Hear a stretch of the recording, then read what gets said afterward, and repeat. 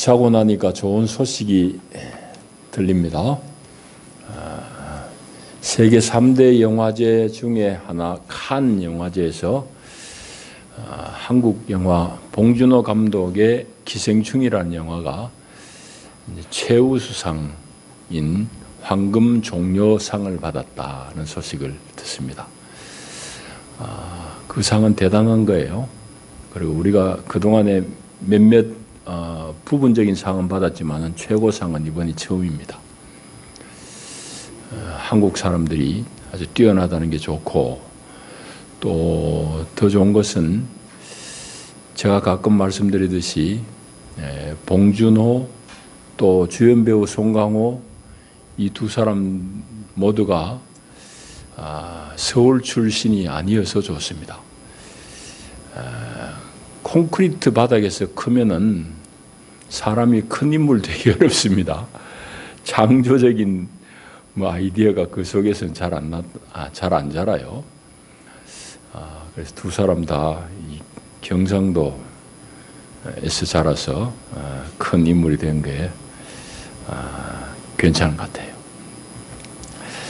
오늘 이제 조금 다른 면에서 우리 유다를 좀 잘 살펴보면서 오늘 5월 마지막 주를 보내면서 가정의 의미를 좀 다시 한번 살펴봤으면 좋겠다 싶은 생각이 듭니다. 이제 성경이 위대한 것은 다른 데 있는 것이 아니고 사람의 어떠함을 다 솔직하게 다 쓰고 있습니다. 그게 성경의 위대함입니다. 이 세상의 모든 역사는 강자의 역사입니다. 이긴 사람이 자기 입장에서 쓴 게 역사예요.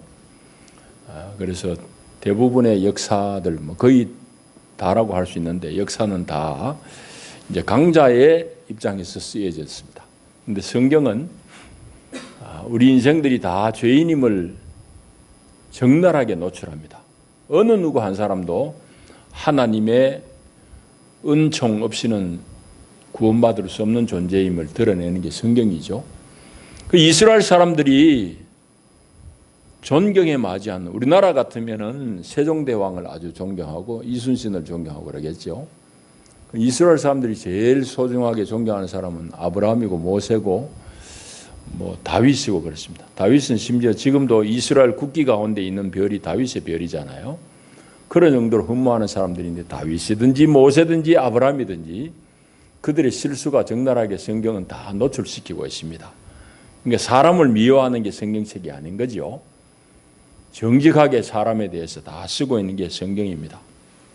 그래서 성경은 이런 면에서 우리 인간이 어떤 존재들인지 다 드러내는 게 성경입니다. 그러니까 성경을 우리가 읽을 때에 우리가 대하소설만 참 재미있는 게 아니라 성경도 사실은 이 적혀있는 말씀 뒤에 많은 이야기들 우리가 상상하며 읽으면은 성경이 우리에게 엄청나게 많은 말들을 걸어옵니다. 그래서 성경은 읽으면 읽을수록 재미있는 책입니다. 성경을 제가 웬만큼 읽기 전에는 유다에 대해서 이렇게 깊이 생각할 틈이 없었어요. 오늘 이제 유다의 일대기라는 제목으로 말씀을 나누려고 하는데, 유다는 야곱이 낳은 12아들이 이스라엘 백성을 이루잖아요. 그러니까 이스라엘이라는 이 국가 공동체를 이루는 것은 야곱의 12아들로 말미암아 번성한 그 후손들이 이룬 나라가 이스라엘입니다. 그런데 그 야곱이 12아들이 있는 중에 넷째가 유다예요. 유다. 오늘은 이제 유다를 좀 잘 살펴보면서 유다가 어떻게 하나님의 은혜의 자리에 들어가게 되었는지를 좀 잘 살펴보면서 오늘 우리도 어떻게 하면 하나님의 은혜의 자리에 머물까 하는 말씀을 좀 나누려고 합니다. 모든 가족사가 그렇듯이 유다만 떼놓고 얘기할 수는 없어요. 유다 아버지 야곱을 잠깐 살펴봐야 되고, 그 다음에 12아들 중에 제일 이제 관심을 받는 아들이 요셉입니다. 요셉을 좀 살펴봐야 되고, 유다는 방금 말씀드린 대로 오늘 제가 유다를 중심으로 설교할 거니까 유다를 살펴봐야 됩니다. 오늘 이제 읽으신 내용 중에서 우리 유다를 좀 봐야 되겠는데, 유다는 성경에 나오는 수많은 인물 중에서 사실은 제일 힘든 일을 많이 겪은 사람이 유다라고 할 수 있습니다. 뭐 우리 살면서 힘든 일이 많잖아요. 인생이 살면서 힘든 일이 많은데, 뭐 살다가 사업이 잘못돼가지고 가난에 처하게 되는 일, 뭐 이거 우리 흔히 겪는 일이지만 대단히 어려운 일입니다. 또 무슨 살아가면서 억울한 일을 당해가지고 세상에 나같이 억울한 사람이 없다고 생각될 정도로 그런 억울한 일을 만나도 어렵게 되고, 뭐 이런저런 우리를 어렵게 하는 일들이 많은데, 어려움 중에 어려움은 사랑하는 사람을 잃어버리는 그런 상실의 고통입니다. 상실의 어려움, 이거는 우리가 말로 다 표현하기 어려워요. 그리고 겪어보지 않으면 잘 알 수가 없고 그렇습니다. 근데 이제 가족의 상실이라는 관점에서 보면은 성경에서 유다만큼 더 비참한 사람은 없습니다. 유다만큼 더 비극적인 사람이 없어요. 야곱이 아들이 12 있잖아요. 부인이 4입니다. 뭐 정확하게 이제 구분하자면은 부인이 2이고 첩이 2이고 부인에게 딸린 종이 이제 첩이 됐으니까 하여튼 4 부인에게서 12 아들을 낳아요. 근데 야곱은 이제 애시당초 좀 늦게 결혼을 합니다. 늦게 결혼하는데 첫 부인을 자기는 라헬을 선택을 했어요. 외삼촌 집에 가서 외사촌들 중에 누이들 중에서 제일 이쁘고 똑똑한 사람이 라헬 같으니까 라헬을 이제 찍어가지고 결혼하고 싶어서 외삼촌 집에서 열심히 머슴짓을 해가지고 혼례를 올리는데 첫날 밤 자고 보니까 자기가 사랑하는 라헬이 아니고 레아가 또 잠자리 누워 있는 거예요. 외삼촌이 속여 먹은 거죠. 그러니까 언니를 놔두고 동생을 먼저 시집 보낼 수 없다 해가지고 외삼촌이 속여 먹은 겁니다. 어쨌든지 속아가지고 레아를 첫 부인으로 맞아요. 그 레아에게서 난 자식이 4입니다. 제일 먼저 난 자식 장자가 르벤, 시므온, 레위. 그 다음에 넷째로 나는 게 오늘 우리가 살펴볼 유다입니다. 유다. 그러면 야곱이 제일 사랑하던 부인은 라헬이잖아요. 그런데 라헬은 이게 임신이 안 돼요. 아이를 배지 못합니다. 이거 얼마나 답답하겠습니까? 이 근근히 뭐 온갖 좋은 약은 다 자셨겠죠. 나이 90쯤 돼가지고 라헬이 임신해요. 거기서 난 자식이 이제 그 요셉입니다. 요셉이고 이제 태가 한번 열리니까 다시금 또 임신하게 되는데, 요셉을 낳았던 라헬이 이제 자기 친정을 떠나가지고 야곱의 고향인 이 가나안으로 돌아오는 길에 다 돌아와서 베들레헴에서 이제 난산 끝에 낳은 자식이 베냐민입니다. 베냐민을 낳다가 그 엄마 라헬은 죽어버려요. 객사하게 됩니다. 자, 이게 이제 야곱이 낳은 12아들 중에서 우리가 중요하게 6을 지금 살펴봤어요. 그런데 이 12아들 중에서 야곱이 요셉을 너무너무 끔찍하게 사랑합니다. 이제 베냐민은 방금 얘기한 대로 고향 다 돌아와가지고 돌아올 무렵에 죽었으니까, 낳은 아들이니까 베냐민은 놔두고 이제 11아들은 쭉 줄줄이 막 연년생으로 일어났을 겁니다. 낳은 아들 중에서 요셉을 제일 사랑해요. 왜 사랑하는가 하면은 요셉이 자기가 그렇게 사랑하던 라헬에게서 얻은 첫 아들이기도 하고, 그 다음에 자기가 사랑하는 라헬이 아기를 못 가지니까 너무너무 염원을 했을 거 아니에요. 아기를 기대했는데 라헬은 아기를 임신하지 못해요. 그러다가 이 야곱이 나이 한 90 돼가지고 라헬이 아기를 낳습니다. 그 아들이 요셉이에요. 90이라는 게 성경에는 명확히 안 나오는데 이제 역으로 이래 계산을 해보면 한 90쯤이 돼요. 야곱이 나중에 이제 그 기근이 심해가지고 애굽에 이제 양식을 얻으러 가잖아요. 그래서 야곱이 자기 아들 덕으로 이제 그 애굽의 황제를 만납니다. 애굽 바라오 황제를 만나가지고 하는 말이, 내 나그네 인생 130을 살았습니다. 험한 세월 살았습니다. 그래요. 그죠? 130세에 바로 왕 앞에 나와서 만난다고. 야곱이 영감이 130대 가지고 바로를 만나는데 그때의 총리인 요셉 자기 아들 나이가 한 40쯤 돼요. 30에 총리가 돼가지고 7년 풍년 그 다음에 2, 3년 기근 만에 이제 내려왔으니까 이 계산을 역으로 해보면은 야곱이 90 되던 해에 이제 아들을 요셉을 낳는다. 그러니까 뭐 야곱에게 있어서는 요셉이 그야말로 우리 말대로 눈에 넣어도 안 아플 그런 아들이에요. 너무너무 귀했겠지요. 뭐 우리 충분히 상상할 수 있습니다. 그러니까 이 아버지 야곱이 요셉을 너무너무 끼고도 온다고 편애를 해요. 편애. 자식 입장에서는 부모가 편애하는 게 제일 자식은 이게 견디기 어려운 거예요. 부모는 편애한다고 생각하지 않지만은 자식 입장에서는 받고 있다고 오해할 소지도 많아요. 뭐 대부분의 가정에서. 그런데 이 야곱의 집에 보면 아버지가 아예 노골적으로 편애를 해요. 그 요셉이 어릴 때 막 좋은 옷 지어 입혔다는 글도 성경에 기록이 되어 있고, 그 다음에 이제 결정적으로 우리가 보는 대로 야곱이 고향 땅에 가나안에 돌아와가지고도 농사를 짓는데 그 사람들 농사는 이제 목축업이니까 목축이란 것은 양을 몰고 뭐 초지를 따라 이동하는 거잖아요. 우리 같이 뭐 아침에 나갔다 저녁에 농사 짓고 집에 들어오는 게 아니고 이 사람들은 이 천막을 들고는 뭐 한 달이고 두 달이고 밖에 나가서 양 키우는 게 이제 자기들 농사니까. 그래서 야곱이 이 10아들을 다 농사 지으러 이제 밖에 나갔을 때에 요셉은 집안에 데리고 있어요. 그리고 어느 날 이제 형들 잘 있는지 농사 잘 짓고 있는지 가봐라. 그리고 형들한테 양식 좀 갖다 줘라 하고 이제 심부름을 보내요. 그때 여러분들 요셉이 나이가 몇 살인 줄 아세요? 요셉 나이가 한 27, 8세 되는 다 큰 청년입니다. 그런데도 불구하고 요셉은 일 안 시켜. 농사 안 시킨다니까. 그런 정도로 아버지 야곱이 요셉을 끼고 있어요. 편애한다고. 그러니까 들에서 농사 짓던 형들이 요셉이 오니까 저 꿈제에 온다. 저놈 이제 오늘 됐다. 오늘 죽여버리자. 이러고 뭐 형들이 분노가 막 충천합니다. 그래가지고 씩씩거리면 죽이려고 그러잖아요. 죽이려고 그럴 때 우리 앞장의 이야기를 지금 37장의 내용을 간단하게 말씀드리는 거예요. 그건 말리는 사람이 제일 위에 형인 르벤이 말려요. 우리 비부치 이거 아우를 죽였어야 되겠는가.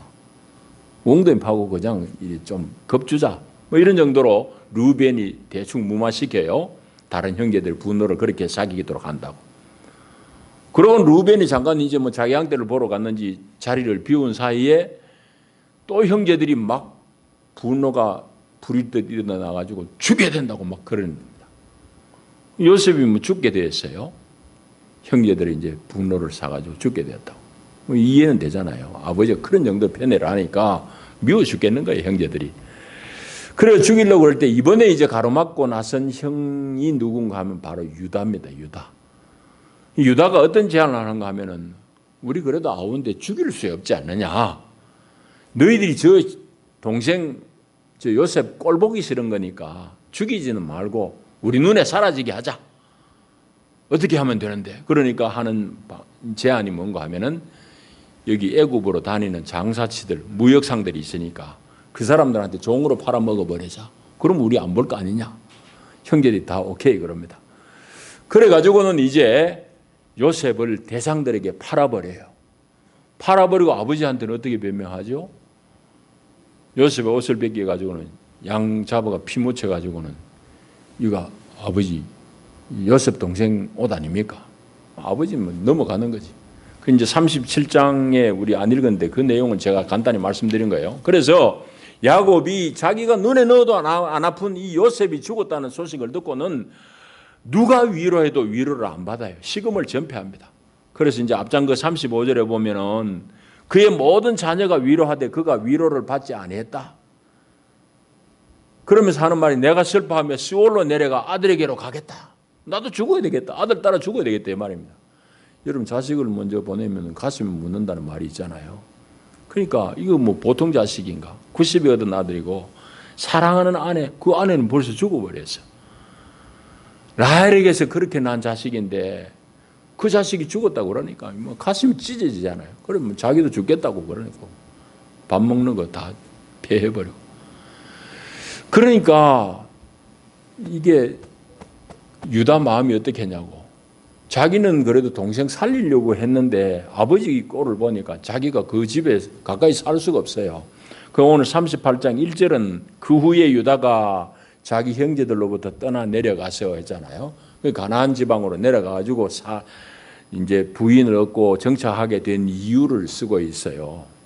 우리가 이유를 추측하자면은 유다가 자기 아버지 시금을 전폐하고 뭐 낮밤 없이 우는 것 그거 볼 수가 없는 거예요. 양심의 가책이 있으니까. 그래 떠났단 말입니다. 자, 그래 가지고는 이제 유다가 아버지 집을 떠나가지고 거기서 가나안 여자를 얻어요. 이름은 안 나옵니다. 수아의 딸이라는 그런 말만 나와요. 그 부인을 얻어가지고 거기서 이제 세 아들을 둡니다. 세 아들 이름이 여기 성경이 다 나와요. 엘, 그 다음에 오난, 그 다음에 셀라. 근데 첫째, 둘째는 터울이 별로 없는데 셋째는 아마 터울이 많았던 것 같아요.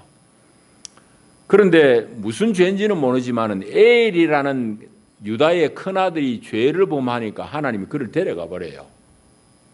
그게 이제 오늘 읽은 7절이잖아요. 하나님 보시기에 아주 고약한 놈이에요. 그래서 이제 하나님께서 그를 주겠다. 그런 말씀이 나오는데 큰아들이 유다에게서 먼저 세상을 떠나버립니다. 그럼 유다 마음이 어떻겠어요? 이제 이런 경우에 우리나라 지금 형편, 지금은 뭐 그게 좀 그렇지만은 뭐 조금 한 세대 전만 해도 대부분 이제 조카를 양자로 입적을 합니다. 다른 형제의 그 자손이 없는 어른이 자기 조카를 입적하는 경우가 많잖아요. 우리는 그래요. 그런데 이스라엘의 법은 어떤가 하면 이런 경우에 형이 자기 후손 없이 죽어버리면은 동생이 그 죽은 형의 동생이 형수하고 합방을 해서 형의 가문의 대를 이어주는 것이 이스라엘의 법입니다. 우리도 옛날에 그런 제도가 있었어요. 우리나라도. 자, 그게 이제 이스라엘의 법인데 유다가 큰아들이 자식 없이 죽어버렸으니까 둘째 아들한테 이제 네가 형수하고 좀 합방을 하거라. 그러니 자기 아버지가 그러니까 둘째 아들이 형수방에 들어가긴 들어갔어요. 그럼 들어가가지고는 이 친구가 내가 뭐 힘들어가지고 자식 낳아봤자 이 자식은 내 이름으로 입적될 아들도 아닌데 내가 괜히 헛농사 지을 필요 있나? 그러고는 그만 형수를 그냥 외면해버려요. 그래가지고는 하나님이 이 일도 악하니까 오난도 또 데려가 버려요. 유다에게는 두 아들을 먼저 보내는 그런 불상사가 졸지에 이제 다가오게 된 겁니다. 그러니까 유다가 얼마나 힘들겠어요. 아버지 유다도 힘든데 아마 더 마음에 상심이 된 건 유다의 부인입니다. 부인. 그래서 이제 오늘 12절에 보면 얼마 후에 유다 아내 수아의 딸이 죽은지라 했잖아요. 왜 죽은지는 성경은 안 쓰고 있지만 우리가 충분히 추측할 수 있죠. 그러니까 두 아들을 먼저 보낸 어미가 너무 상심이 되는, 가슴이 찢어지죠. 더 살지 못하고 뭐 상심해가지고 그만 세상을 떠나버리게 됩니다. 자, 죽은 사람 죽어버렸는데 남아있는 유다는 어때요? 유다 입장에서는 아들 둘 잃었지 부인 세상 떠나버리지. 이 참 기가 막힐 노릇입니다. 유다가 이런 일을 당한단 말이죠. 여러분. 그러니까 이제 그 다음에 또 어떤 일이 일어나는가 하면 우리 38장 끝까지 안 읽었습니다만 간단히 말씀드리면은 유다도 너무너무 충격이잖아요. 그런데 이제 큰 며느리인 다말 입장에서는 이게 자기가 후손을 못 봤으니까 또 마음의 짐이야. 그런데 이제 시아버지 유다가 다말에게 이제 막내 아들 셀라가 클 때까지 너는 친정에 가서 좀 있거라. 그래 얘기해요. 다말이 자기 친정에 가서 있습니다. 근데 세월이 한참 돼가지고 유다에게 막내 아들 셀라가 다 컸는데도 불구하고 셀라를 통해서 후손을 얻게 하려는 마음이 아버지에게 없어요. 아버지는 그것도 이해할 만하죠. 유다는 아들 둘 잃었는데 하나 또 잃을 것 같아요. 잘못하면은. 그러니까 유다가 그러지도 저러지도 못해요. 그래서 다말이 낸 꾀가 뭔가 하면은 자기 시아버지가 자기 사는 곳으로 온다는 소식을 듣고는 장녀로 가장합니다. 장녀로 가장해가지고 시아버지를 꾀해요. 시아버지하고 이제 방을 같이 써서 자식을 낳습니다. 이 성경이 참 이런 것까지 다 쓰고 있어요. 거기서 난 자식이 쌍둥이인데 베레스하고 세라를 낳아요. 그러니까 다말이 시아버지 씨를 받아가지고 쌍둥이를 낳는다고. 성경이 이런 거 다 쓰여 있어요. 근데 베레스, 세라 여기서 대단한 하나님 역사가 일어나요. 여기 이 다말의 후손을 통해 가지고 다윗도 나오고 이 가문에서 예수님도 나와요. 여러분 놀랍지 않아요? 하나님 역사가 어디 있을까? 참 놀랍습니다. 자, 그런데 성경을 보게 되면 유다가 야곱의 넷째 아들이잖아요. 조금 전에 얘기한 넷째 아들인데 유다는 넷째 아들임에도 불구하고 아버지 야곱으로부터 장자로 인정을 받습니다. 그 얘기 무슨 얘기인가 하면 하나님이 뜬금없이 유다를 들어가 쓰는 게 아니다 말이지. 하나님이 유다를 정말 다윗의 선조로 예수 그리스도의 선조로 하나님이 쓰시는데 다말 며느리 다말하고 사이에서 난 그 후손을 통해서 대단히 놀라운 역사를 이어가시는데 왜 하나님이 어느 날 뜬금없이 그런 일을 하시는 분이 아니라는 걸 말씀드리고 싶어요. 유다가 그 가문 속에서 장자로 인정을 받습니다. 성경은 그걸 얘기해요. 그래서 이런 어려움과 이런 슬픔을 당한 유다가 어떻게 해서 장자의 지위를 잇게 되고 하나님의 축복의 통로가 되는지 우리 살펴보려고 하는 것이 오늘 말씀의 내용입니다. 자, 그러면은 이 넷째 아들인 유다가 어떻게 장자의 축복을 받느냐? 장자로 이제 인정을 받는 것은 저기 창세기 49장에 가면은 알게 돼요. 49장에 가면은 야곱이 이제 나이 들어가 죽을 때 다 돼가지고 야곱이 12아들을 다 예언적으로 축복하는 기도의 내용이 나와요. 르우벤부터 쭉 12아들 다 나옵니다. 그런데 그 12아들 중에 네 번째 유다에 이르러서는 뭐라고 말씀하는가 하면은 유다가 이스라엘 다스리고 이스라엘 다스릴 규 왕의 그 권위를 상징하는 지팡이잖아요. 규가 유다를 떠나지 않을 것이며 이런 예언들을 해요. 그러니까 야곱이 영안이 열려가지고 자기가 넷째 아들을 제일 크게 축복한다고 이스라엘의 왕이 거기서 난다고 축복한다고요. 그러면은 어떻게 해서 이 넷째 아들이 장자의 축복을 받고 왕이 되는 그런 축복을 얻게 되느냐는 얘기입니다. 우리는 그런 걸 보고는 하나님이 그래 했지 뭐 그래 얘기합니다. 하나님 하신 건 맞죠. 또 우리는 좀 더 얘기하기를 하나님의 은혜가 유다에게 임했죠. 맞아요. 맞기는 맞는데 그러면은 하나님의 은혜가 임해서 그렇다고 하면 우리가 뭐 더 성경을 볼 일이 없죠. 임하게 된 그런 과정들을 살펴봐야 되죠. 그죠? 그런 것들을 통해서 우리가 신앙 인격이 성숙해야 된다고요. 여러분, 하나님 당신이 은혜로 뭐 마음대로 유다 같은 사람도 그냥 그렇게 왕으로 쓴다? 하나님 뭐 엿장수인가요? 그건 아니거든요. 다 이유가 있다고요. 그 이유를 좀 살펴봐야 되고 그 이유를 살피는 중에 장자로 인정을 받게 된 넷째 아들 유다가 어떻게 어떤 연유로 장자로 인정을 받게 됐냐 그 배경을 살펴봐야 된다고요. 여러분 그 배경을 짧게 얘기하자면 이렇습니다. 동생 요셉을 팔아넘기잖아요. 자기는 동생 살리려고 했지만은 자기 딴에는 그래 했지만은 야곱이 더 살아갈 삶의 의욕을 다 잃어버려. 야곱이 식음을 전폐하잖아요. 37장 그 뒤에 보면은. 그러니까 동생을 팔아먹은 과오가 있어요. 유다에게는. 죄책감이 있어요. 그것 때문에 자기는 형제들하고 같이 못 살고 아버지 집을 떠나가지고 멀리 타향으로 이주해가지고 사는데 거기서 얻은 부인에게서 얻은 자식들도 셋 중에 둘을 먼저 보내. 거기다 자기 부인도 세상을 떠나버려. 여러분 유다 입장이 여러분 됐다고 생각해 보세요. 이게 살아내겠어요? 그 사람 어떻게 살겠냐고요. 살맛 하나도 안 나잖아요. 그런데 여러분 보십시오. 유다는 그런 자기의 잘못과 가족을 잃어버리는 고난 속에서도 유다는 신앙 인격을 연마합니다. 아주 성숙한 사람이 돼요.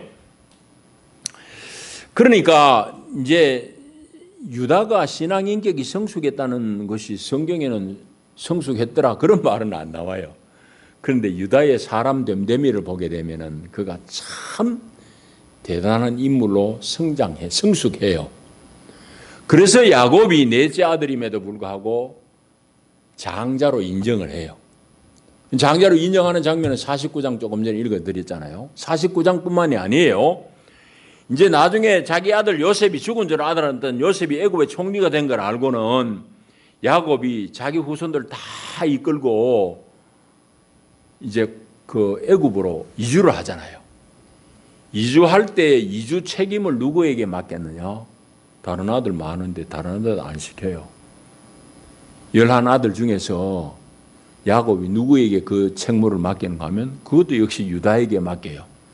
여러분 나중에 성경을 찾아보십시오. 46장 28절에 보면은 고센으로 이주할 때도 그 가족의 모든 문제를 책임지는 리더로 유다를 지명을 합니다. 아버지 야곱이.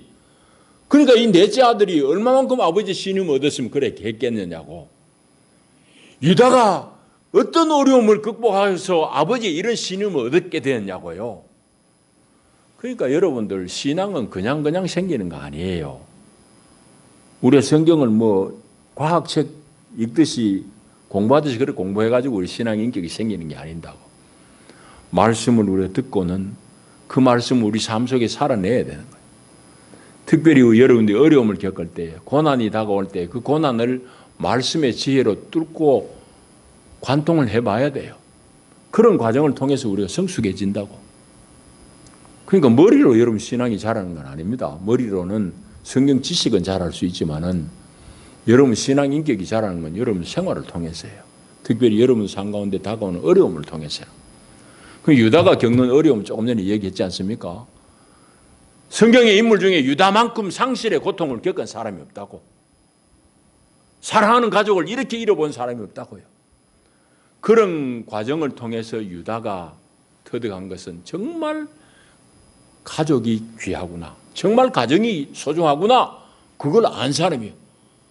그래 그걸 갖다가 몸소 살아냅니다. 그래 성경은 그게 이제 많이 나오는데 오늘 50장까지 다 읽어야 되지만 간단히 얘기하자면은 자, 조금 전에 고센으로 이주하는 책임도 이제 야곱이 맡겼다 했잖아요. 그 전에 어떤 장면이 나오는가 하면은 요셉이 총리가 돼가지고 자기 형들 이제 양식 사러 왔을 때에 자기 신분을 감추잖아요. 형제라는 걸 안 밝히고 다음에 양식 사러 오려거든 베냐민이라는 사람을 꼭 데려와야 돼. 그럽니다. 그 형제들이 기가 막히잖아요. 아버지가 베냐민 절대 안 내줄 거 알거든. 그런데 총리라는 사람은 어떻게 막내 아들이 있다는 걸 이리저리 유도신문해가지고 알고는 막내를 데려와야지 너희들 스파이 간첩 아닌 줄 알겠다고 그러니까 기가 막힐 노릇이잖아요. 그래가지고 이제 첫째 양식을 사고 돌아가서는 양식 다 떨어졌는데 다시 또 양식 구하러 사러 가야 돼. 그래 형제들이 아버지한테 베냐민 이번에 안 들어가면 양식 못 사옵니다. 아버지 베냐민 데려가고 해주세요. 아버지는 절대 안 되지. 왜? 사랑하는 아내에게서 난 자식이 둘인데 하나 요셉은 이미 죽어버리고 이제 하나 남았는데 베냐민 터울은 많이 차이 나지만 베냐민 이놈 또 내놔라 그러니까 아버지 야곱이 내놓을 리가 천부당 만부당이죠. 절대 안 내놓겠다고 그래요. 그때에 아버지에게 책임지겠다고 약속한 사람이 누군가 하면 유다입니다. 유다. 아버지 베냐민 안 데려가면 양식 얻을 재주가 없고 베냐민 생명을 제가 담보하겠습니다. 아버지를 안심시켜요. 그래가지고는 근근히 아버지를 설득해가지고 이제 형제들이 양식을 재차 사러 가요. 그런데 이번에는 또 어떤 일이 덜컥 일어나는가 하면은 양식 사가지고 이제 돌아오는데 요셉이 물론 꾸민 일이지만은 자기가 점치는 은잔을 베냐민의 쌀자루 속에다가 숨겨놔버려요.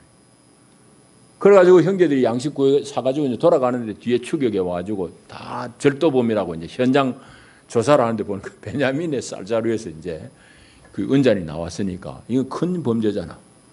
총리의 은잔을 훔쳤다는 그 절도 혐의를 덮어쓰게 됐어요. 그것도 다른 형제들이 아니고 베냐민이에요. 유다가 어떻게 되겠어요? 아버지한테도 한 얘기도 있고. 그러니까 그 자리에서 유다가 총리한테 탄원을 합니다. 이만하고 저만하니 제가 아우를 대신해서 감옥에 들어가겠습니다. 사람이 됐죠. 유다가 된 사람이에요. 장자로 충분히 기여할 만한 신앙 인격이 세워진 사람이에요. 가정이 무너진 걸 체험하면서 아버지 이제 더 무너지게 할 수 없다. 우리 가정이 해체당하는 것 더 볼 수 없다 해서 자기가 희생하기로 각오합니다. 자기를 감옥에 넣어주라고 그래요. 대단하잖아요. 그게 그냥 머리로 된 거냐고. 아니죠. 이런 아픔들, 고통을 겪으면서 신앙 인격이 성숙해진 거죠. 여러분, 그렇게 해서 이제 유다가 아버지 야곱으로부터 장자로 인정받습니다. 그리고 하나님도 그를 축복해요. 결국은 뭐 괴상망측한 관계를 통해서 난 자식이지만 그 자식을 하나님이 들어 쓴다고. 다말에게서 난 자식을 들어서 하나님은 결국 구원의 역사를 이어가신다고. 이게 하나님의 역사예요. 자, 이게 이제 오늘 유다의 일대기를 간단하게 제가 여러분들에게 말씀드린 겁니다. 자, 이제 우리 얘기를 할 차입니다. 5월은 우리 흔히 가정의 달이라고 그럽니다. 가정을 깊이 생각하는 달이에요. 오늘 이제 마지막 주일인데 사실은 오늘 우리가 가정에 대해서 좀 말씀을 나누고 싶어서 이 말씀을 준비했습니다. 우리 사람들이 사는데 고난도 행운도 우리 예상 바깥에서 다가와요. 여러분 사실은 내가 열만큼 수고해가지고 열만큼 거두면 그거 만족해야 돼요. 근데 세상이 늘 그런 건 아니에요. 열만큼 수고했는데도 50을 얻는 사람도 있고 열을 수고했는데 셋밖에 못 얻는 사람도 있고 그게 세상이에요. 그러니까 행운이든지 불행이든지 나의 의지와 나의 예상 너머의 어떤 결과로 우리에게 다가오는 게 우리 인생이에요. 여러분 성경은 그 이유에 대해서 정확하게 말씀하는 건 하나도 없어요. 그러나 성경이 우리에게 분명하게 주는 메시지는 있습니다. 이런 불합리한 것 같은 것, 내가 기울인 수고 이상으로 얻기도 하고 기울인 수고를 전혀 못 얻기도 하고 혹은 내가 범한 과오는 요만큼밖에 안 되는데도 엄청난 손실을 경험하기도 하고 때로는 그 과오가 넘어가기도 해버리기도 하고 하여튼 종잡을 수 없는 이런 인생 속에서 우리가 얻어야 될 공간은 뭔가 하면 그 어떤 경우에라도 우리는 우리 자신의 신앙 인격을 연마할 기회로 삼아야 됩니다. 유다의 일대기가 그걸 우리에게 얘기하고 있어요. 유다가 방금 얘기한 대로 얼마나 어려운 삶을 살았습니까? 가족을 잃는다는 관점에서 보면 유다만큼 괴로운 인생을 산 사람이 없어요. 그런데 그는 아이러니하게도 역설적이게도 가족을 잃어봤기 때문에 가족을 귀하게 여길 줄 아는 사람이 되었어요. 그래서 장자의 지위를 회복한다니까요. 장자의 지위를 얻게 돼요. 여러분, 우리 다 마찬가지입니다. 유다를 통해서 신앙의 성숙하게 되는 그런 과정들을 우리가 확인하는 겁니다. 여러분, 이런 걸 못 보면 우리 성경 속에서 늘 단편적으로 하나님의 은혜가 임했으니까 그렇게 되겠지. 그런 사람에게는 하나님의 은혜가 임하지도 않아요. 임해도 은혜인 줄도 몰라요. 여러분, 하나님의 은혜가 임했다고 하나님한테 다 던져놓으면 안 됩니다. 그런 사람은 신앙의 인격은 도무지 남의 이야기 거리밖에 안 돼요. 유다가 어떻게 이런 어려움을 뚫고 아버지로부터 인정받고 하나님으로부터 인정받게 됐는지를 우리 살펴봐야 돼요. 그러니까 고난, 행운 그 어떤 경우에도 우리는 하나님 앞에 겸손하고 우리 신앙 인격을 연마하는 기회를 삼아야 됩니다. 또 한 가지, 오늘 유다라의 일대기를 통해서 우리는 가정과 가족의 소중함을 다시 한번 깨우치는 겁니다. 여러분, 유다는 자신의 돌이킬 수 없는 과오, 동생을 팔아먹었잖아요. 그 과오를 뼈 아프게 경험했고, 그 다음에 자기 자식을 둘 잃고 부인을 먼저 잃어버리는 가족을 상실하는 이런 아픔을 통해 가지고 가정의 가치를 깨달은 사람이에요. 그래서 그게 몸으로 체득이 되니까 이제는 가정을 더 이상 무너뜨리면 안 되겠다는 생각 때문에 자기 자신을 헌신하는 거지. 자기를 내버려서라도 아버지와 형제들을 살리려고 하는 거지. 그게 바로 유다의 한 일이에요. 여러분 사실은 우리가 다 경험하는 대로 세상에는 가족만큼 여러분들을 끝까지 지지해 주는 사람은 세상에 아무도 없습니다. 여러분의 가족은 끝까지 여러분을 지지해 주고 응원해 주는 사람이 가족이에요. 여러분 가정이라고. 그러니까 여러분 이거 얼마나 귀한 존재예요. 하나님 다 내신 거거든. 마지막으로 한 가지 더 얘기 나누고 싶은 것은 가정은 하나님이 시작하게 하신 하나님의 제도입니다. 그냥 남자 여자 만나고 생긴 게 아니에요. 성경이 말씀하는 가정은 하나님이 내신 제도라고. 그 창세기 2장 18절에 보면은 아담을 하나님 처음 지으셨어요. 아담 혼자 살잖아 한동안. 근데 2장 18절에 뭐라고 그런가 하면은 야훼 하나님이 이르시되 사람이 혼자 사는 것이 좋지 아니하니 내가 그를 위하여 돕는 배필을 지으리라. 그렇게 말씀하세요. 그렇게 말씀하시고 아담을 깊이 잠들게 한 다음에 그의 갈빗대 하나로 하와라는 부인을 만들어서 짝을 지웁니다. 가정을 하나님 만드신 거예요. 여러분 세상 가운데 하나님 만드신 것은 제도는 가정하고 교회밖에 없습니다. 교회는 예수 그리스도의 옆구리에 피 흘림으로 말미암아 생긴 게 교회예요. 그러니까 여러분 보십시오. 세상을 휘어잡고 있는 것은 사실은 마귀예요. 공중의 권세 잡은 자 혹은 세상의 주관자, 성경 그렇게 말합니다마는. 그래서 이 세상의 흐름은 가만히 보면은 하나님을 계속해서 아주 비밀스럽고 은밀한 방법으로 하나님을 거역합니다. 하나님이 이 땅 가운데 낸 제도는 방금 얘기했는데 가정하고 교회거든. 이 세상의 흐름을 보면은 오늘 흐름은 다 인격적인 것 같고 다 신사적인 것 같지만 그 배후에 흐르는 흐름은 뭔가 하면은 하나님이 낸 가정을 회파하는 것이고 하나님이 낸 교회를 자꾸 망가뜨린 게 이게 세상의 흐름이에요. 저는 여권이 신장되어야 된다는 페미니스트, 여권 운동가들의 생각에 상당 부분 공감하는 사람이에요. 그럼에도 불구하고 제가 주목하고 주의하는 건 뭔가 하면은 페미니스트들, 그 운동가들의 뒤에 흐르는 가정을 경홀히 여기는 것에 대해서는 아주 강하게 경계심을 가진 사람입니다. 페미니스트들, 여권을 얘기하고 여성을 해방을 주장하고 다 공감할 수 있는 부분이에요. 근데 그 사람들이 얘기하는 건 뒷 배경 큰 흐름이 뭔가 하면은 가정을 소홀히 해요. 그리고 여성의 자유를 이야기하면서 여성을 통해서 하나님이 이어가시고자 하는 이 출산의 축복을 다 경홀히 여깁니다. 그게 여성운동이 가지고 있는 우리가 경계해야 될 맹점이에요. 여러분 그러니까 세상은 하나님이 낸 이걸 자꾸 거꾸로 간다고. 다르게 이야기하면 하나님을 쫓으려고 하는 우리는 세상의 흐름을 거슬리게 돼 있어요. 그렇게 돼 있다고. 교회도 마찬가지잖아요. 여러분 지금 교회는 세상 가운데 뭐 우리가 반성해야 될 부분도 많지만은 세상은 자연스럽게 교회를 아주 우습게 봅니다. 교회를 너무너무 회파합니다. 오늘 교회 얘기는 지금 할 시간이 없고요. 가정도 세상은 자꾸 경홀히 여기게, 가볍게 여기게 만들고 그게 세상의 흐름이에요. 여러분 가정과 가족의 가치는 성경이 분명하게 말씀하는 그런 가치입니다. 그래서 그 가치는 세상의 그것과는 달라요. 역류한다고.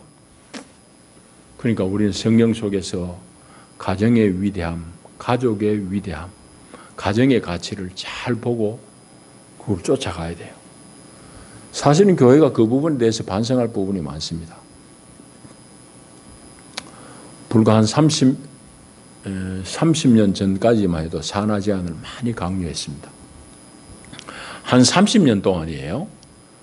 1960년대 중반부터 해가지고 80년대 말까지니까 한 30년 채 안 되게 산하 제한을 엄청나게 강제했습니다.